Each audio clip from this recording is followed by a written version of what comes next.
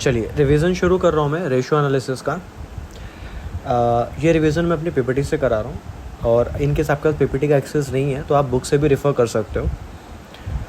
चलिए chapter 3 financial management ratio analysis. ठीक है, चलिए सिर्फ आप सुनने पे फोकस कीजिएगा। मेरा ऑडियो रिवीजन का सिर्फ यही पर्पस है कि आप सुनने पे फोकस करो। ठीक है, चलिए चैप्टर का ओवरव्यू क्या है। रेशियो एनालिसिस में हम लोग क्या क्या कवर करने वाले हैं पूरे चैप्टर में, तो टाइप्स ऑफ रेशियोज़, फिर उसके बाद application of ratio analysis in decision making, मतलब कैसे रेशियो के हेल्प से एक इन्वेस्टर डिसीजन मेकिंग कर पाता है।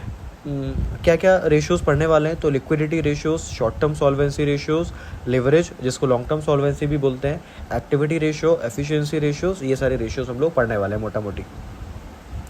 इंट्रोडक्शन क्या है इस पूरे चैप्टर का, तो देखिए प्रॉफिट एंड लॉस हमें क्या बताता है, हमारे ऑपरेटिंग एक्टिविटीज़ का रिजल्ट, हमारे ऑपरेटिंग एक्टिविटीज़ का रिजल्ट। बैलेंस शीट हमें क्या बताता है, एज ऑन पर्टिकुलर डेट हमारे एसेट और लाइबिलिटीज़ की वैल्यू क्या है, एज ऑन पर्टिकुलर डेट हमारे एसेट और लाइबिलिटीज़ की वैल्यू क्या है। बट दोनों हमें जो रेलेवेंट इन्फॉर्मेशन है वो हमें उतना नहीं दिखा पाती है। तो रेलेवेंट इन्फॉर्मेशन के लिए हमें क्या करना पड़ता है, डेटा एनालिसिस करना पड़ता है। तो डेटा एनालिसिस कैसे होता है, with the help of ratio analysis. मैं आपको एक एग्जांपल से अगर बात करूं तो मान लीजिए लाइबिलिटी साइड है 1,50,000 की, एसेट साइड है 1,50,000 की। लाइबिलिटी साइड में इक्विटी है 1 लाख का और बाकी जो करंट लाइबिलिटीज़ है वो है 50,000 की। देखिए एसेट साइड है 1.5 लाख की, लाइबिलिटी साइड है 1.5 लाख की। लाइबिलिटी में इक्विटी है 1 लाख का और बाकी जो अदर लाइबिलिटीज़ है मतलब शॉर्ट टर्म लाइबिलिटीज़ हैं वो 50,000 की है। अब आपको इसको देखने से क्या लग रहा है कि सर एसेट है 1.5 लाख का, लाइबिलिटीज़ जो मतलब जो हमको पे करना है, ठीक है, वो 50,000 की है। तो दैट मीन्स कंपनी का जो पोजीशन है वो काफ़ी अच्छा है। बट अब यहाँ पे गलती कर रहे हो, क्यों? क्योंकि अगर मैं एसेट का बाइफर्केशन दूँ तो एसेट में जो करंट एसेट है वो सिर्फ 25,000 है, जो करंट एसेट है वो सिर्फ कितना है 25,000। तो सर बाकी नॉन करंट एसेट 1,25,000 है। अब आप बताओ, आपको करंट लाइबिलिटी पे करनी है 50,000 की, आपके पास अगेंस्ट में करंट एसेट है सिर्फ 25,000 का, आप कैसे पे कर पाओगे? तो ये हमको रेशो कैसे पता चला, जब हमने करंट एसेट और करंट लाइबिलिटीज़ का रेशो निकाला। ठीक है, उसके बाद रेशियो क्या होता है एक जनरल टर्म में, तो रेशियो एक इंडिकेटेड क्वोशिएंट है of two mathematical expression, quotient of two mathematical expression. तो फाइनेंशियल एनालिसिस करना है अगर, तो डेटा कहाँ से मिलेगा?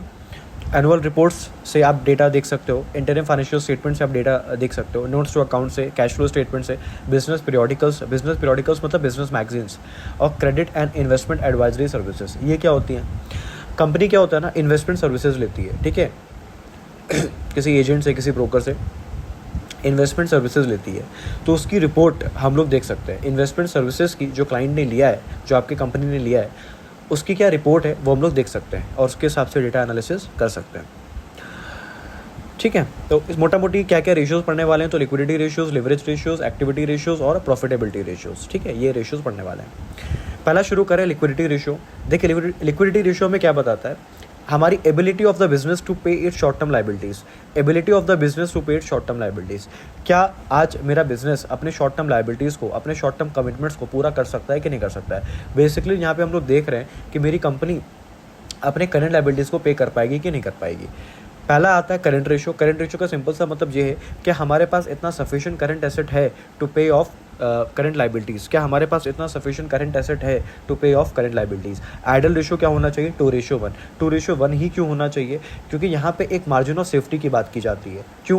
क्योंकि सर करंट एसेट में कुछ चीज़ें ऐसी हैं जैसे इन्वेंट्रीज, सर हमने स्टॉक मेंटेन किया हुआ है बट सर कल चल के स्टॉक की वैल्यू गिर गई तो सर हमारे पास डेटर है, बट सर डेटर जितना प्रॉमिस्ड अमाउंट है उतना अमाउंट ना दे तो दैट मीन्स हम लोग कुछ ना कुछ एक मार्जिन मेंटेन करके चलते हैं। तो आइडल रेशियो क्या है, 2:1। नेक्स्ट है क्विक रेशियो। क्विक रेशियो क्या बोलता है कि सर हम कितना जल्दी अपने करंट लाइबिलिटीज़ को पे कर सकते हैं, कितना जल्दी। तो ये क्या करता है ना, ये जो थोड़ा सा टाइम टेकिंग वाली चीज़ें हैं वो हटा देता है। टाइम टेकिंग वाली चीज़ें क्या है, इन्वेंट्रीज। ठीक है, ये बोलता है यार इन्वेंट्रीज को बेचने जाएंगे, टाइम लगेगा, फिर उतना टाइम हमारे पास है नहीं। क्विक एसेट का मतलब क्या है, बेसिकली हम निकाल रहे हैं कि हम कितना जल्दी हम करंट लाइबिलिटीज़ को पे कर सकते हैं। तो बेसिकली यहाँ पे हम लोग क्या करते हैं, इन्वेंट्रीज को माइनस कर देते हैं इन्वेंट्रीज को माइनस कर देते हैं। क्यों? क्योंकि इन्वेंट्रीज को बेचने जाओ, उसकी मार्केटिंग करो, फिर बेचो, तो फिर ऑब्वियसली पैसा तुरंत रियलाइज़ भी नहीं होता है, पैसा बाद में रियलाइज़ होता है। ठीक है, तो वही सारी चीज़ें हैं कि एसेट टेस्ट रेशियो में क्या होता है बेसिकली कि हम इसमें मेज़र करते हैं कि हम कितना जल्दी अपने लायबिलिटीज़ को पे कर सकते हैं। कैश रेशियो का सिंपली मतलब क्या है कि आज हमारे पास कितना कैश है, मतलब बेसिकली ये कैश के बेसिस पे चेक करता है कि आज हम क्या अपने करंट लायबिलिटीज़ को पे कर सकते हैं कि नहीं कर सकते हैं। कैश और कैश इक्विवेलेंट्स के बेसिस पे ये चेक करता है कि आज हम अपने करंट लायबिलिटीज़ को पे कर सकते हैं कि नहीं कर सकते हैं। बेसिकली ये रेजिलिएंट टेस्टिंग कर रहा है। रेजिलिएंट टेस्टिंग मतलब आज कंपनी कितनी रेजिलिएंट है, क्या कंपनी अपने कैश के दम पे करंट लायबिलिटीज़ को पे कर सकती है कि नहीं कर सकती है। अगर कंपनी अपने डेटर को ना देखे, इन्वेंट्रीज को ना देखे, क्या सिर्फ और सिर्फ कैश के दम पे अपने करंट लायबिलिटीज़ को पे कर सकती है कि नहीं कर सकती, उसको क्या बोलते हैं, कैश रेशियो। फॉर्मूला क्या बन गया, cash and cash equivalents upon current liabilities. Cash and cash equivalents upon current liability. Sir cash equivalents क्या होता है, सर कैश इक्विवेलेंट्स मतलब जो कैश के फॉर्म में नहीं है बट जो इजीली कन्वर्ट हो सकता है कैश में। सर जो कैश के फॉर्म में नहीं है बट इजीली कन्वर्ट हो सकता है कैश में। एग्जाम्पल, मेरे अकाउंट में पैसा पड़ा हुआ है, ठीक है, क्या मैं उसको इजीली कन्वर्ट कर सकता हूँ, बिल्कुल कन्वर्ट कर सकता हूँ। मेरे पास डिस्पोजेबल इन्वेस्टमेंट है, मतलब शॉर्ट टर्म इन्वेस्टमेंट है, क्या मैं उसको बेच के अपने अकाउंट में पैसा ले सकता हूँ, ले सकता हूँ। ये सारे क्या होते हैं, कैश एंड कैश इक्विवेलेंट्स होते हैं। फिर नेक्स्ट आता है बेसिक डिफेंस इंटरवल। ये क्या होता है, देखिए ये बात करता है कि सर मान लीजिए आपके बिज़नेस में मंदी आ गई, ठीक है, आपके बिज़नेस में मंदी आ गई और एग्जाम्पल लेना कोविड, ठीक है, कोविड में क्या हुआ था, धंधा चौपट हो गया था, ठीक है, तो लेकिन फिर भी कुछ फिक्स खर्चे तो लगे हुए थे ना, ठीक है, हमारे पास सेल्स नहीं हो रहा है, ठीक है, हमारा सेल्स नहीं हो रहा है कुछ भी, बट हमारे अपने फिक्स खर्चे तो लगे हैं ना। मान लीजिए मेरी दुकान है, ठीक है, अब कोविड में धंधा तो चौपट था, सेल तो हो ही नहीं रहा था, बट फिर भी मेरे मान लीजिए दुकान है बट वो किराए पे है, तो उसका किराया तो हमें देना ही देना पड़ेगा। मान लीजिए एक सफाई वाला आता है, ठीक है, वो रोज़ सफाई करके जाता है, ठीक है, अब सफाई वाले को तो पैसा देना ही देना पड़ेगा, ठीक है, तो जो फिक्स खर्चे हैं, या बिजली का बिल है, तो जो फिक्स खर्चे हैं वो तो हमको देना ही देना है। तो बेसिक डिफेंस इंटरवल ये बात करता है कि सर मान लीजिए आपका सेल होना बंद हो जाए, तो आप कितने दिन सर्वाइव कर सकते हो। फिर से बेसिक डिफेंस इंटरवल क्या बात करता है कि सर मान लीजिए आपका सेल होना बंद हो जाए तो आप कितने दिन सर्वाइव कर सकते हो। देखिए इसका फॉर्मूला क्या बनता है, cash and cash equivalents plus debtors, cash and cash equivalents plus debtor, ठीक है, मतलब यहाँ पे मोटा मोटी क्या आ गया, क्विक एसेट्स आ गया। सर यहाँ पे इन्वेंट्रीज क्यों नहीं आया, क्योंकि मैंने अभी बोला ना आपका सेल बंद हो गया है, तो दैट मीन्स इन्वेंट्रीज की एनआरवी क्या हो गई, जीरो। जब आपका सेल बंद हो गया है, मार्केट में उसकी वैल्यू है ही नहीं, मार्केट में मंदी आ गई, दैट मीन्स उसकी वैल्यू क्या है, जीरो, तो दैट मीन्स इन्वेंट्रीज को इसलिए एक्सक्लूड कर दिया गया है। तो सर यहाँ पे हम लोग लेते क्या है, क्विक एसेट लेते हैं। सर ऊपर आ गया cash and cash equivalents plus debtor, ठीक है, अपॉन करते हैं डेली ऑपरेटिंग एक्सपेंसेस। एग्जाम्पल देता हूँ, मान लीजिए मेरे पास अभी cash and cash equivalents plus debtor, मान लीजिए उसका अमाउंट है 1 लाख रुपए, सर मेरे रोज़ के खर्चे हैं 5,000 रुपये, तो सर मैं कितने दिन सर्वाइव कर सकता हूँ, 1 लाख अपॉन 5,000, आप सिर्फ मात्र 20 दिन सर्वाइव कर सकते हो, ठीक है। तो एक तरीके से ये कंपनी को एक हिंट देता है कि अगर इनकेस आपका सेल बंद हो जाता है किसी वजह से, तो आप कितने दिन सर्वाइव कर सकते हो। बेसिक डिफेंस इंटरवल जितना ज़्यादा होगा उतना आप स्ट्रांग होगे, ठीक है। अच्छा, अब ऑपरेटिंग एक्सपेंसेस क्या क्या होते हैं, बेसिक है COGS, selling and administrative expenses, general expenses, लेकिन ध्यान रखिएगा इसमें सिर्फ कैश वाले खर्चे आएंगे, नॉन कैश वाले खर्चे नहीं आएंगे। फिर से मैंने क्या बोला, ऑपरेटिंग एक्सपेंसेस में सिर्फ कैश वाले खर्चे आएंगे, COGS, सेलिंग एंड एडमिनिस्ट्रेटिव और अदर जनरल एक्सपेंसेस। अगर इसमें कोई नॉन कैश एक्सपेंडिचर है उसको आपको माइनस करना पड़ेगा। नॉन कैश एक्सपेंडिचर क्या होता है, डेप्रीसिएशन, अमोर्टाइजेशन, ये सारे जो नॉन कैश एक्सपेंडिचर है, प्रोविजन फॉर डाउटफुल डेट्स, ये सारे खर्चे आपको माइनस करना पड़ेगा। फिर नेक्स्ट फॉर्मूला है नेट वर्किंग कैपिटल। फॉर्मूला क्या होता है, current asset minus current liabilities, लेकिन करंट लायबिलिटीज में ध्यान रखिएगा हम लोग short term bank boring exclude करते हैं। करंट लायबिलिटीज में short term bank boring exclude करते हैं। शॉर्ट टर्म बैंक बोरिंग को एक्सक्लूड करने का मतलब क्या हुआ, लॉजिक क्या है, देखिए मैंने आपको बोला था कि जनरली क्या होता है, वर्किंग कैपिटल हम लोग फाइनेंस कराते हैं बैंक से, in the form of CC, cash credit. अब मान लीजिए मेरे पास जो इन्वेस्टमेंट करना था मुझे करंट एसेट में, वो 10 लाख का करना था, ठीक है, करंट एसेट में जो इन्वेस्टमेंट करना था 10 लाख का करना था। अब मान लीजिए ये 10 लाख को मैंने पूरा का पूरा फाइनेंस करा दिया किससे, बैंक से, in the form of CC. तो ऐसे तो लॉजिकली देखें तो बैंक बोरिंग जो मैंने ली है सीसी के फॉर्म में, वो मेरी क्या है, शॉर्ट टर्म बोरिंग है। तो ऐसे तो 10 lakh current asset minus 10 lakh current liabilities क्या आ गया, working capital zero. But logically क्या वर्किंग कैपिटल मेरा जीरो है क्या मेरे धंधे में वर्किंग कैपिटल लगा है क्या, बिल्कुल लगा है। तो इसी वजह से हम लोग शॉर्ट टर्म बैंक बोरिंग्स को माइनस नहीं करते हैं, मतलब उसको इंक्लूड नहीं करते हैं करंट लायबिलिटीज में, अदरवाइज़ वो कंप्लीट पिक्चर नहीं मिलेगी। अदरवाइज़ फिर तो आंसर आपका हमेशा ज़ीरो आएगा, ठीक है। यूज़र को तो लगेगा कि भाई इनके धंधे में वर्किंग कैपिटल लगा ही नहीं है, ठीक है, इस वजह से हम लोग शॉर्ट टर्म बैंक बोरिंग को इंक्लूड नहीं करते हैं। नेक्स्ट है हमारा long term solvency. Long term solvency basically हमको ये बताता है कि हमारी लॉन्ग टर्म स्टेबिलिटी है कि नहीं, हमारा गोइंग कंसर्न सेफ है कि नहीं। इसमें क्या क्या चीज़ें आती हैं, इक्विटी रेशो, सिंपल फॉर्मूला क्या बन गया, equity upon total capital employed, ठीक है। Debt ratio, total debt upon capital employed. Debt to equity ratio, तो total outside debt upon shareholders equity, total outside debt upon shareholders equity. उसके बाद capital gearing ratio, capital gearing का मतलब समझिएगा, capital gearing एक आपने concept पढ़ा होगा, लेवरेज, ठीक है। तो लेवरेज क्या करता है, लेवरेज का मतलब क्या होता है कि 100 रुपये लगा के 150 कमाना। लेवरेज का मतलब क्या है, 100 रुपये लगा के 150 कमाना। एक एग्जाम्पल की मैं बात करता हूँ आपसे, मैंने आपको एफएम में एक लॉजिक दिया था। एफएम में एक लॉजिक क्या दिया था, सर हम लोग एफएम में कभी बूट स्ट्रैपिंग नहीं करते हैं। बूट स्ट्रैपिंग मतलब हम लोग अपने घर से पैसा नहीं लगाएंगे। तो सर पैसा कहाँ से लगाएंगे, पैसा मार्केट से लेंगे, पैसा मार्केट से उठाएंगे और उसी पैसे को इन्वेस्ट कर देंगे। अब आपको ही पता है पैसा कमाने का ऑप्शन कब मिलेगा, जब हम जो पैसा उठा रहे हैं वो सस्ता उठा रहे हैं।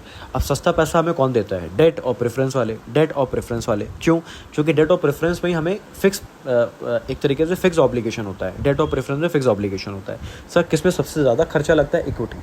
तो एक तरीके से लिवरेज का बेनिफिट या कैपिटल गेयरिंग का बेनिफिट किस में है, जब हम पैसा डेट से उठाते हैं या प्रेफरेंस से उठाते हैं। अच्छा, तो फॉर्मूला क्या बन गया, नीचे आ गया इक्विटी, नीचे आ गया इक्विटी शेयर होल्डर्स फंड, ऊपर आ गया जिससे हमको लिवरेज मिल रहा है। ऊपर कौन सा फंड आ गया, जिससे हमें लिवरेज मिल रहा है। लिवरेज किससे मिल रहा है, प्रेफरेंस शेयर से, डिबेंचर से, या कुछ बोरोड फंड से। किससे, प्रेफरेंस शेयर से, डिबेंचर से, बोरोड फंड से। तो इसका फॉर्मूला क्या बन गया, ऊपर आ गया जिसकी वजह से हमें लिवरेज मिल रहा है, और नीचे किसको लिवरेज मिल रहा है, तो लिवरेज किसको मिल रहा है, इक्विटी शेयर होल्डर्स फंड को। फिर से फॉर्मूला क्या बन गया, ऊपर आ गया preference share plus debenture plus other borrowed funds upon equity share plus reserve and surplus, ठीक है। लास्ट है प्रोप्राइटरी रेशियो। तो प्रोप्राइटर्स मतलब ओनर्स, प्रोप्राइटर्स मतलब ओनर्स। तो ओनर्स कौन होते हैं कंपनी में, इक्विटी प्लस प्रेफरेंस। ओनर्स कौन होते हैं, इक्विटी प्लस प्रेफरेंस। तो फॉर्मूला क्या बन गया, proprietary fund upon total asset, proprietary fund upon total asset. Proprietary fund में क्या आएगा, equity share, preference share plus reserve and surplus, equity share plus preference share plus reserve and surplus. ये होता है प्रोप्राइटरी रेशियो। 1 मिनट पर दीजिएगा।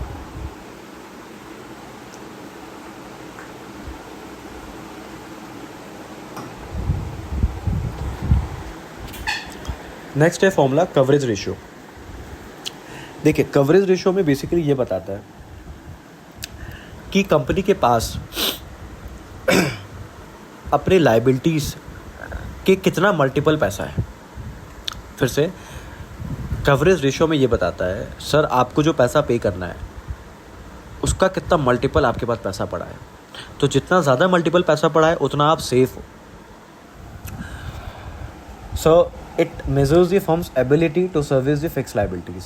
सो इसमें क्या क्या हम लोग कवर करने वाले हैं या क्या क्या फिक्स क्लेम्स हम लोग पढ़ने वाले हैं। तो बेसिकली कवरेज रेशियो में लोग पढ़ते हैं इंटरेस्ट ऑन लोन्स के बारे में, प्रेफरेंस डिविडेंड के बारे में और अमोर्टाइजेशन ऑफ प्रिंसिपल के बारे में। अमोर्टाइजेशन ऑफ प्रिंसिपल क्या होता है, हर साल कुछ ना कुछ प्रिंसिपल भी हमें पे करना पड़ता है। मान लीजिए हमने 10 लाख रुपए का लोन लिया तो हर साल इंटरेस्ट तो देना पड़ रहा है, बट मान लीजिए 1-1 लाख रुपए का 1-1 लाख रुपए प्रिंसिपल भी देना पड़ रहा है। हर साल 1-1 लाख रुपए प्रिंसिपल का भी अमाउंट देना पड़ रहा है। इसको बोलते हैं अमोर्टाइजेशन ऑफ लोन्स। तो कवरेज रेशियो बेसिकली हम लोग क्या सीखते हैं कि सर कंपनी के पास अपनी लायबिलिटी का कितना मल्टीपल पैसा है, ठीक है। इसमें क्या क्या सीखते हैं, interest on loans, preference dividend और अमोर्टाइजेशन ऑफ लोन्स। पहला फॉर्मूला बनता है debt service coverage ratio. Simple क्या मतलब हुआ, सर डेट को सर्व करने के लिए आपके पास कितना गुना पैसा है। डेट को सर्व करने के लिए आपके पास कितना गुना पैसा है। डेट को सर्व करने के लिए मतलब क्या क्या, इसमें इंटरेस्ट भी आ गया और प्रिंसिपल भी आ गया। हमको डेट को सर्व करना है ना, तो दैट मीन्स हमें इंटरेस्ट भी देना पड़ेगा और प्रिंसिपल भी देना पड़ेगा। तो नीचे आ गया इंटरेस्ट प्लस प्रिंसिपल, ऊपर आ गया। अब डेट को सर्व करने के लिए पैसा कहाँ से आता है, देखो डेट को सर्व करने के लिए पैसा कहाँ से आता है, इसका फॉर्मूला क्या बना, ऊपर आ गया EBIT, ऊपर आ गया EBIT माइनस टैक्स, ऊपर आ गया EBIT माइनस टैक्स। या इसका दूसरा लॉजिक है PAT plus non cash operating expenses plus interest. देखिए 2 फॉर्मूला बना इसका। हम लोग सीख रहे हैं debt service coverage ratio. Denominator में क्या आ गया, इंटरेस्ट प्लस प्रिंसिपल। क्यों, क्योंकि हम लोग इसमें क्या सीख रहे हैं कि सर डेट को सर्व करने के लिए कितना मल्टीपल पैसा है। अब डेट को सर्व 2 तरीके से करते हैं, इंटरेस्ट भी पे करते हैं, प्रिंसिपल भी पे करते हैं। अच्छा, फिर ऊपर क्या आ गया, हम लोग डेट कहाँ से देते हैं, इंटरेस्ट कहाँ से देते हैं, EBIT में से देते हैं। तो EBIT में माइनस टैक्स कर दीजिए, EBIT में माइनस टैक्स कर दीजिए। सर टैक्स को क्यों माइनस कर रहे हैं? सिर्फ इसलिए माइनस कर रहे हैं ताकि हमें पता चले कि अगर हम लोग EBIT में टैक्स माइनस कर देते हैं तो क्या कंपनी के पास सफिशिएंट पैसा बच रहा है डेट को पे करने के लिए। ठीक है, सिंपली लॉजिक ये है। तो एक अप्रोच तो ये हुआ EBIT माइनस टैक्स। दूसरा अप्रोच क्या हुआ? PAT plus interest plus non cash expenditure. दूसरा फॉर्मूला बनता है इंटरेस्ट कवरेज रेशियो। फॉर्मूला क्या बन गया? EBIT upon interest. Simple formula है EBIT अपॉन इंटरेस्ट। इंटरेस्ट कहाँ से पे करते हैं? EBIT में से। तो कितना गुना पैसा है मेरे पास। फिर आता है preference dividend coverage ratio. Formula क्या बन गया? PAT upon preference dividend. Formula क्या बन गया? PAT upon preference dividend. फिर एक फॉर्मूला बनता है equity dividend coverage ratio. Formula क्या बन गया? PAT minus PD upon equity dividend. Formula क्या बन गया? PAT minus PD upon equity dividend. Next शुरू करते हैं टर्नओवर रेशियो। तो इसमें बहुत सिंपल लॉजिक है। टर्नओवर में ध्यान रखिएगा, मैक्सिमम जो भी फॉर्मूला है टर्नओवर रेशियोज का, उसमें आप ऊपर सेल्स लिख दीजिए और डिवाइड कर दीजिए जो वैल्यू पूछ रहा है। ऊपर सेल्स लिख दीजिए, डिवाइड कर दीजिए जो वैल्यू पूछ रहा है। जैसे टोटल एसेट टर्नओवर रेशियो, ऊपर क्या आ गया? सेल्स, नीचे क्या आ गया? Total asset. फिर फिक्स एसेट टर्नओवर रेशियो, ऊपर आ गया sales upon fix asset. Capital turnover ratio, ऊपर आ गया सेल्स, नीचे आ गया capital. Current asset turnover ratio, ऊपर आ गया सेल्स, नीचे आ गया current asset. Working capital turnover ratio, ऊपर आ गया सेल्स, नीचे आ गया वर्किंग कैपिटल। सर इन सब का लॉजिक क्या है? इन सब का लॉजिक ये है, देखिए मैं अगर एक एग्जांपल लूँ, मान लेते हैं फिक्स्ड एसेट टर्नओवर रेशियो। तो फॉर्मूला क्या बन गया? Sales upon fixed asset. इसका क्या मतलब हुआ? सर आप अपने बिजनेस में फिक्स्ड एसेट लगा रखे हो 1 करोड़ रुपए की। सर आप अपने बिजनेस में फिक्स्ड एसेट लगा रखो 1 करोड़ रुपए की। तो सर इसका क्या मतलब हुआ? सर उस 1 करोड़ के दम पे आप कितना सेल्स कर रहे हो? सर उस 1 करोड़ के दम पे आप कितना सेल्स कर रहे हो? बस सिंपल मतलब ये हुआ इसका। टर्नओवर रेशियो का मतलब क्या हुआ? सर आप अपने एसेट्स के दम पे कितना सेल्स कर रहे हो। ठीक है, अब इन्वेंट्री टर्नओवर रेशियो, तो फॉर्मूला क्या बन गया? COGS upon average inventory. Average inventory कैसे निकालते हैं? Opening stock plus closing stock upon 2। Receivable turnover ratio, formula क्या बन गया? Credit sales upon average receivables. फिर इसका एक और फॉर्मूला होता है एवरेज कलेक्शन पीरियड। फॉर्मूला क्या बन गया? Average receivables upon average daily credit sales. Average receivables upon average daily credit sales. Payable turnover ratio, formula क्या बन गया? Credit purchase upon average payables. Credit purchase upon average payables. Sir average payment period कैसे निकालते हैं? तो average payables upon average daily credit purchase. Average payables upon average daily credit purchase. फिर उसके बाद शुरू करते हैं प्रॉफिटेबिलिटी रेशियोज। प्रॉफिटेबिलिटी रेशियोज में पहला है GP रेशियो, सिंपल है GP upon sales into 100। NP ratio, NP upon sales into 100। Operating profit ratio, operating profit upon sales into 100। फिर शुरू होता है एक्सपेंस रेशियो। एक्सपेंस रेशियो में पहला आता है COGS, तो COGS अपॉन सेल्स इंटू 100। फिर आता है ऑपरेटिंग एक्सपेंसेस। ऑपरेटिंग एक्सपेंसेस क्या क्या होते हैं मेरे? एडमिनिस्ट्रेटिव, सेलिंग, डिस्ट्रीब्यूशन, ये सारे खर्चे upon sales into 100। Financial expense ratio, financial expense ratio कैसे निकलेगा? Financial expense upon sales into 100। Financial expense क्या होता है मेरा? इंटरेस्ट का खर्चा, प्रेफरेंस डिविडेंड का खर्चा। ऑपरेटिंग रेशियो, पूरे कंपनी को चलाने का क्या क्या खर्चा लग रहा है। ऑपरेटिंग रेशियो मतलब ओवरऑल खर्चा क्या लग रहा है। तो operating expenses plus COGS, operating expenses plus COGS। Operating ratio क्या हो गया? COGS plus operating expenses upon sales into 100। Operating ratio का फॉर्मूला क्या हो गया? COGS plus operating expenses upon sales into 100। ध्यान रखिएगा, ऑपरेटिंग एक्सपेंस रेशियो में सिर्फ ऑपरेटिंग एक्सपेंसेस आते हैं, जैसे सेलिंग, डिस्ट्रीब्यूशन, एडमिनिस्ट्रेशन, लेकिन ऑपरेटिंग रेशियो में सारे खर्चे आ जाते हैं, COGS plus operating expenses. Sir ROI का फॉर्मूला क्या होता है? ROI का सिंपल सा मतलब क्या होता है कि सर हमने इन्वेस्टमेंट के अगेंस्ट में हमने कितना पैसा कमाया, हमने इन्वेस्टमेंट के अगेंस्ट में कितना पैसा कमाया। मैं अगर return on investment, return on asset और रिटर्न ऑन कैपिटल एम्प्लॉयड को एक फॉर्मूला बोलूँ, return on investment, return on asset और रिटर्न ऑन कैपिटल एम्प्लॉयड का एक फॉर्मूला बोलूँ, तो फॉर्मूला क्या बना? EBIT into 1 - T upon capital employed into 100। EBIT into 1 - T upon capital employed into 100। ध्यान रखिएगा, तीनों का एक ही फॉर्मूला है। Return on investment, return on asset, return on capital employed का एक ही फॉर्मूला है, EBIT into 1 - T upon capital employed into 100। Sir capital employed का मतलब क्या होता है? Equity plus long term debt, equity plus long term debt. या दूसरा formula total asset minus current liabilities, total asset minus current liabilities. अच्छा, return on equity का formula क्या होता है? PAT minus PD upon equity share holders fund, PAT minus PD upon equity share holders fund. देखिए इन सब का logic थोड़ा सा मुश्किल है ऑडियो रिवीजन में बता पाना। इनकेस आपको कुछ डाउट है किसी फॉर्मूले में, आप कमेंट कर सकते हो, ठीक है। उसके बाद इक्विटी मल्टीप्लायर क्या होता है? इक्विटी मल्टीप्लायर बेसिकली आप सपोज़ कीजिए किसी कंपनी की शुरुआत कैसे होती है? किसी कंपनी की शुरुआत इक्विटी से होती है, फिर धीरे धीरे हम लोग प्रेफरेंस इशू करते हैं, डेट इशू करते हैं, डिबेंचर इशू करते हैं। कहने का मतलब क्या है कि फिर हमारा पैसा मल्टीपल होता है, हमारा कैपिटल मल्टीप्लाई होता है। कहने का मतलब क्या है, हमने शुरुआत तो इक्विटी से की ना, इक्विटी के बाद पैसा मल्टीप्लाई हुआ, तो नीचे आ गया इक्विटी, ऊपर आ गया इन्वेस्टमेंट, नीचे आ गया इक्विटी, ऊपर आ गया इन्वेस्टमेंट। मैंने शुरुआत की थी इक्विटी से, मैंने इक्विटी में लगाया था 10 लाख रुपये, लेकिन उसके बाद मेरी कंपनी अच्छा परफॉर्म कर रही थी तो मैंने प्रेफरेंस भी इशू किया, मैंने अपना डिबेंचर्स भी इशू किया, मैंने अपना बॉन्ड्स भी इशू किया। ऐसे करते करते आज मेरी कंपनी में 50 लाख का इन्वेस्टमेंट हो गया। ऐसे करते करते आज मेरी कंपनी में टोटल 50 लाख का इन्वेस्टमेंट हो गया। तो ऊपर आ गया 50 लाख, नीचे आ गया 10 लाख, मतलब मेरा पैसा 5 गुना मल्टीप्लाई हो गया है, मेरा पैसा 5 गुना मल्टीप्लाई हो गया है। फिर return on equity as per DuPont model, तो कैसे निकालेंगे? Return on equity as per DuPont model, net profit margin into investment turnover ratio, net profit margin into investment turnover ratio into equity multiplier, net profit margin into investment turnover ratio into equity multiplier. Earning per share कैसे निकालते हैं? Net profit available to equity share holders upon number of shares outstanding. Dividend per share कैसे निकालते हैं? Total dividend paid upon number of shares outstanding. Dividend pay out ratio कैसे निकालते हैं? Dividend per share upon earning per share, dividend per share upon earning per share. उसके बाद next formula है PE ratio. तो पीई रेशियो का simple सा मतलब क्या है? Price upon earning, price upon earning. ध्यान रखिएगा, एक हाई पीई रेशियो हमें बताता है कि कंपनी में ग्रोथ की अपॉर्चुनिटी है। एक हाई पीई रेशियो हमें बताता है कि कंपनी में ग्रोथ की अपॉर्चुनिटी है।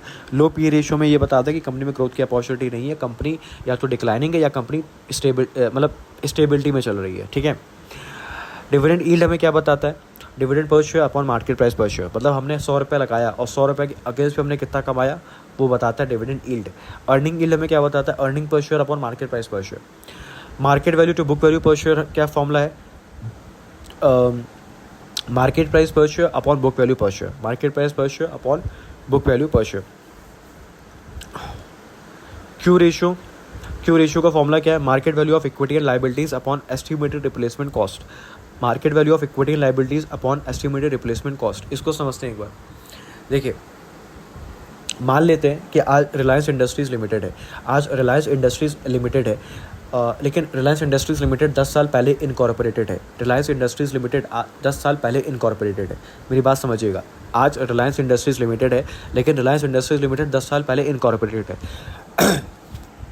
आज रिलायंस इंडस्ट्रीज़ लिमिटेड की मान लेते हैं मार्केट वैल्यू 1 करोड़ रुपए है।